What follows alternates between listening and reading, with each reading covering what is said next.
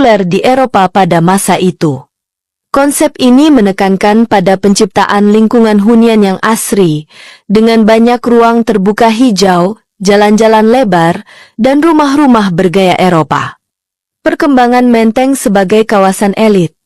Pembangunan Menteng selesai pada tahun 1920-an, dan kawasan ini segera menjadi tempat tinggal favorit bagi para pejabat kolonial Belanda, pengusaha kaya, dan kalangan elit lainnya.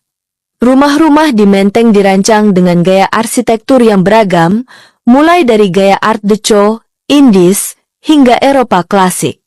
Setiap rumah dilengkapi dengan halaman yang luas dan taman yang asri, menciptakan suasana yang nyaman dan eksklusif. Selain sebagai permukiman elit, Menteng juga dilengkapi dengan berbagai fasilitas publik, seperti sekolah, gereja, dan pusat perbelanjaan.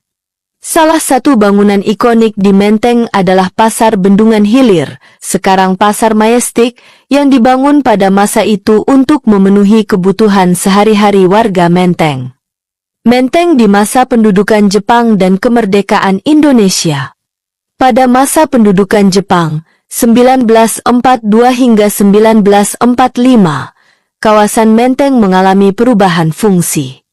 Banyak rumah-rumah megah di Menteng yang diambil alih oleh tentara Jepang dan dijadikan sebagai markas atau tempat tinggal para perwira.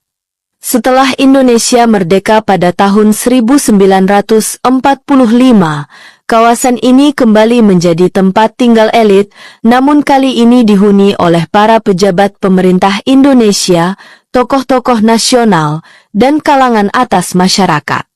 Beberapa tokoh penting Indonesia yang pernah tinggal di Menteng antara lain Soekarno, Presiden pertama Indonesia, Muhammad Hatta, Wakil Presiden pertama Indonesia, dan Sultan Syahrir, Perdana Menteri pertama Indonesia. Keberadaan tokoh-tokoh ini semakin mengukuhkan Menteng sebagai kawasan elit dan simbol status sosial. Menteng di era modern. Di era modern, Menteng tetap mempertahankan